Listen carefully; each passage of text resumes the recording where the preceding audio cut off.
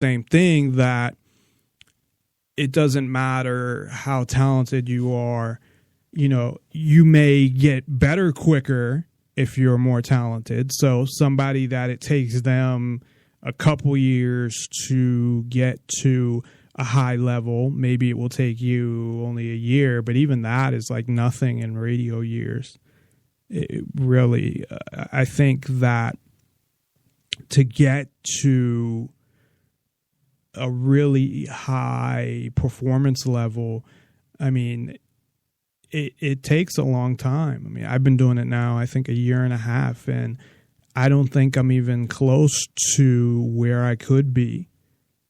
So my goal, of course, is to keep improving and, you know, listen back. Sometimes I just can't, you know, I'm just not in the mood to listen back. It's just like, yeah, okay, I'll listen back tomorrow. I'm not in the mood to listen back today, because you're sitting there listening back to your own voice. You're listening. I got over that part of it, at least. At first, I was embarrassed to listen to my own kind of voice. And then I got over that pretty quickly, and I used to play it just right after the show when my fiance was there, because I was kind of excited about it. I was like, oh, look, you know, for the first month or two, I'm on the radio, and it was cool and whatever. I mean, I wasn't really on the radio. I was on internet radio and only had a certain amount of listeners, but I felt like, oh, look, this is cool. And then you get over that, and then it's just kind of like, you know, listening to yourself is just like, okay. But I got past I'm not embarrassed when I listen to myself.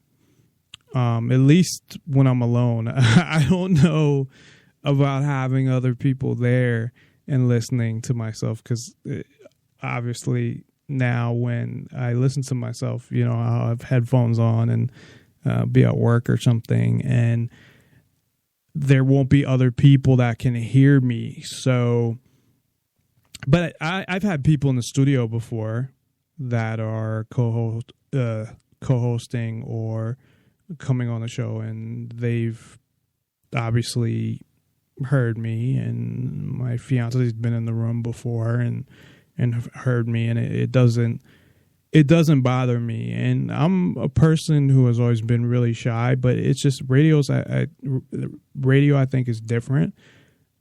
But at the same time, it just, I don't know if it's that it gets annoying, or you're just like, sometimes it can get you down because you'll listen to a show and be like, I suck. This sucks.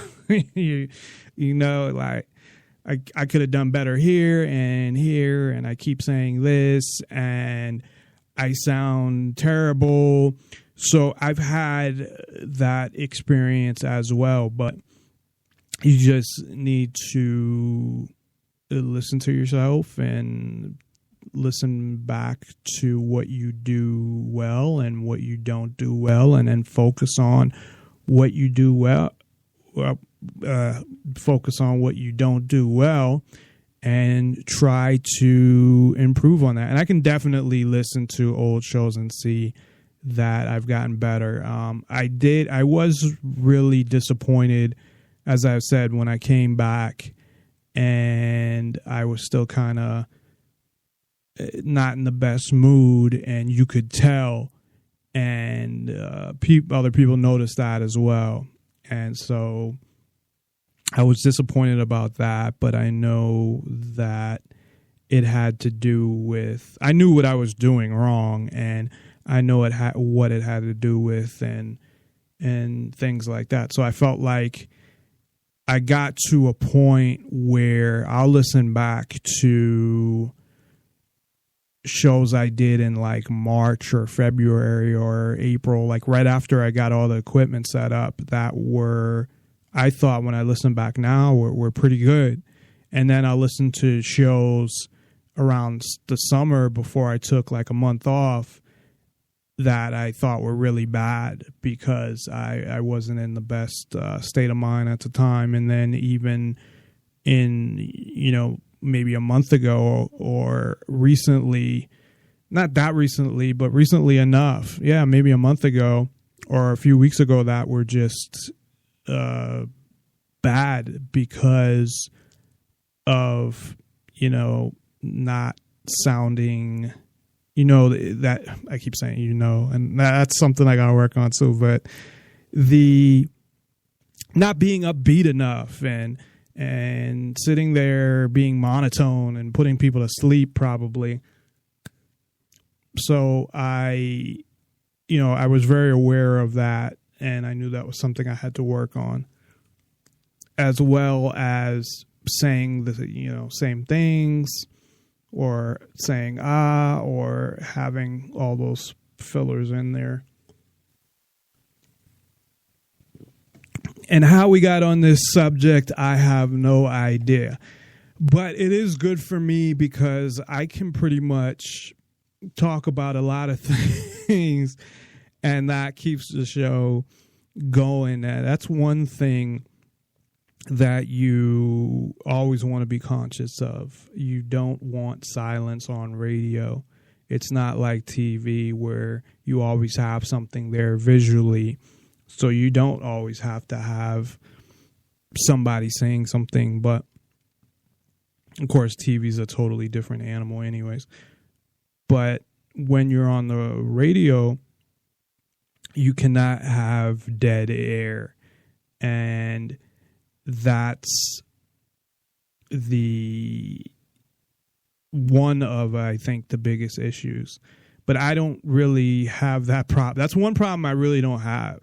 Sometimes I'll slow down my words, and I do notice that. It's because I'm thinking about what I'm going to say next, and my brother and other people had pointed that out. So if I'm talking like, yeah, and then it's because I'm thinking about what am I going to say next here, because I don't know, or I'm trying to process ahead, just like it's like chess where you're trying to process 3 moves ahead. Yeah, right.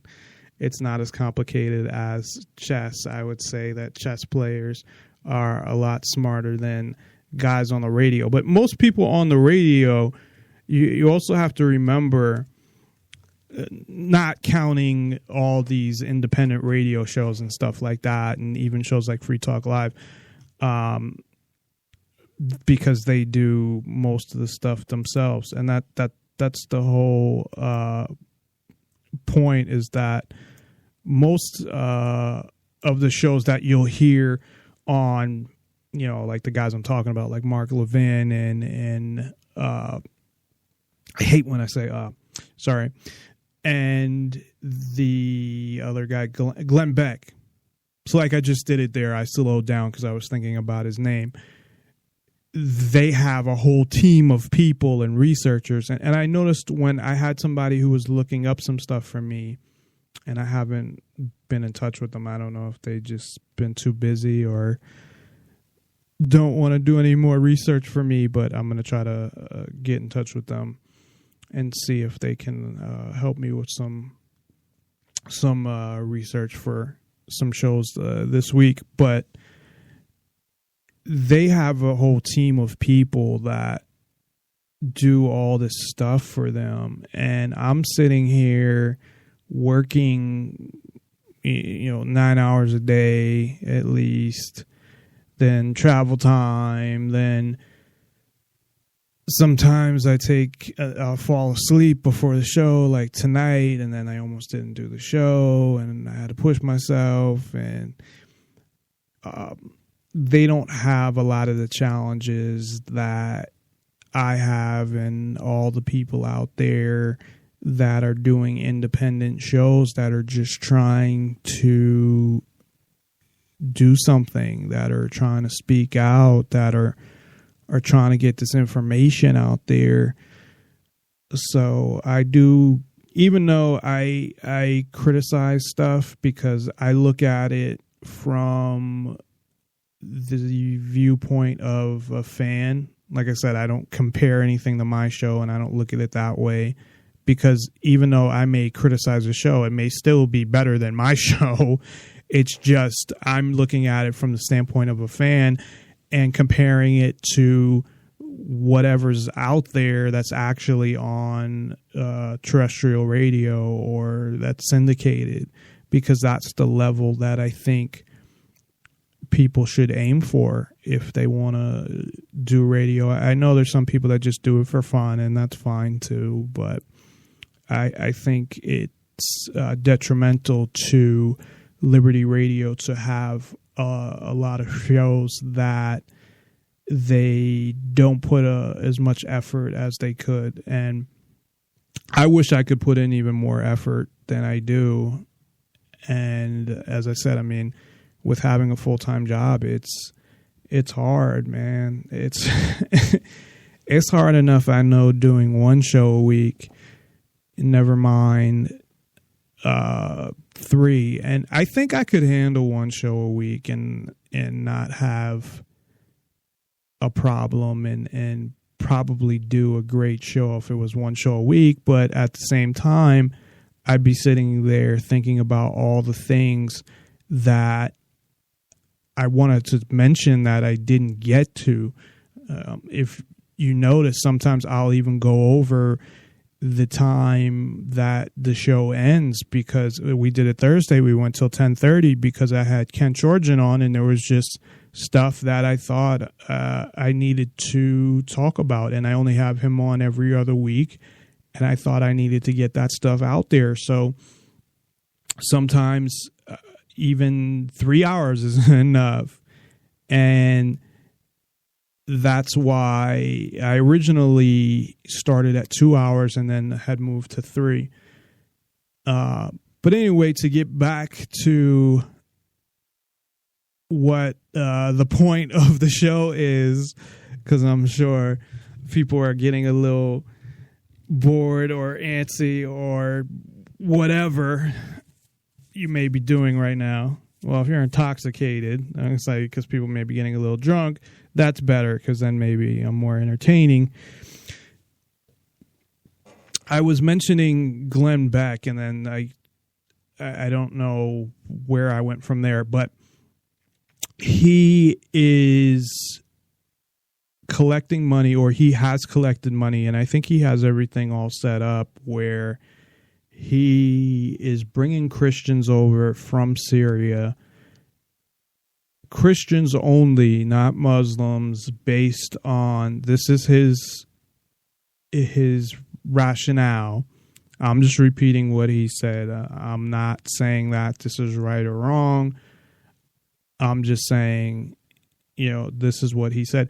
But either way, I mean, somebody to do what he's doing, I would say, even if he's just bringing over Christians, he's doing something. So, but anyway, so he raised a certain amount of money, and he's bringing over Christian refugees, and the rationale is that because they are Christian, he knows for a fact that they're not affiliated with any Muslim terrorist organizations, or not part of any Muslim terrorist organizations. But also, as I had mentioned, I mean, it's a small percentage, so I don't know that people should be worried. My issue is, so what I was saying before I get to that, what I was saying is that he comes off at least as a nice guy. Now, I don't agree with him on a lot of things, but he does come off as a nice guy. And I don't see there's anything wrong with what he's doing. If that's what he wants to do, it has nothing to do with the government, which is good. And he's taking care of the money aspect of it, whether it's, I don't know how much he put into it, but people have donated as well. And with the U.S. government, my issue is they're paying money to bring people over, and not just to bring them over, but then take care of them while they're here initially and teach them stuff and use all this money. And the country is what now, 20 trillion in debt or something. So I think it's crazy